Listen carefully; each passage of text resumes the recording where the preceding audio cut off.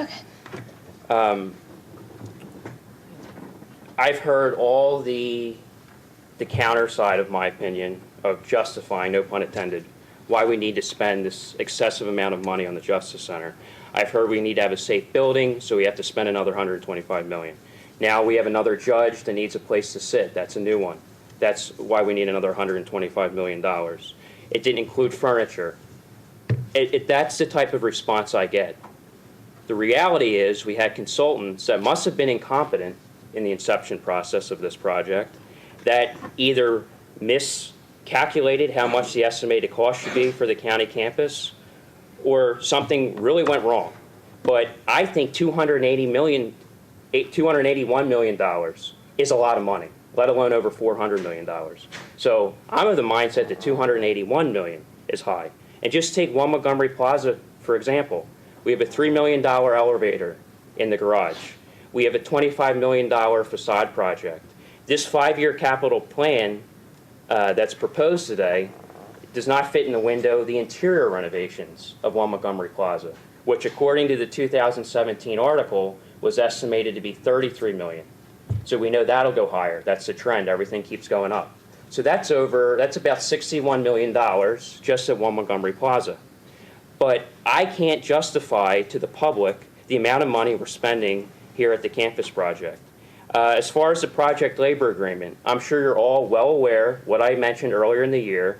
I don't have a personal problem with men and women that are members of trade and labor unions. I have an issue with corrupt union bosses.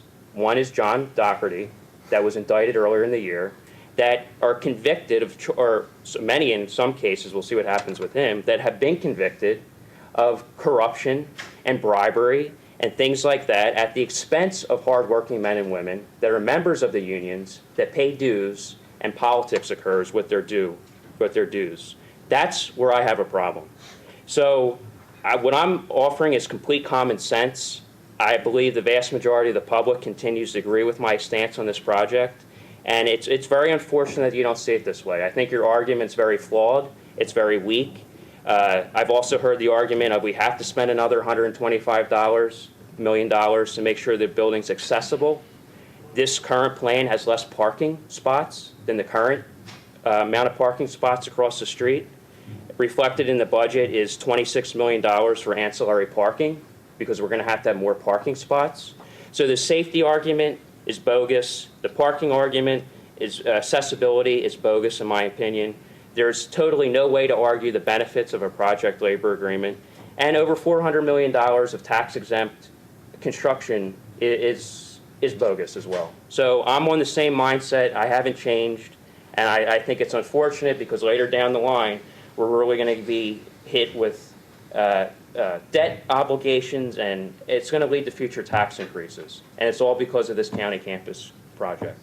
So I'm still the same mindset. I just have to say that when we talk about accessibility, Commissioner Gale, we're talking about accessibility for people with disabilities. So if you are against people with disabilities being able to get into our courthouse, then you sound ridiculous. No, you sound ridiculous. I'm going to be honest with you. Accessibility refers to accommodations. You're trying to spin this, and I'm now opposed to having people in wheelchairs You just said access the when Justice people Center. talk about accessibility, you think it's bogus. Yeah, it also includes That's where do they what we're park. talking It's not about. people in wheelchairs. It's where do people park when they come to use our And I courthouse. am going to say one more time, the apples-to-apples comparison. And you can disagree with the cost of the building, but the apples-to-apples comparison is $276 million compared to $328 million for a building that doubled in size. That is the proper comparison, not with any kind of larger number.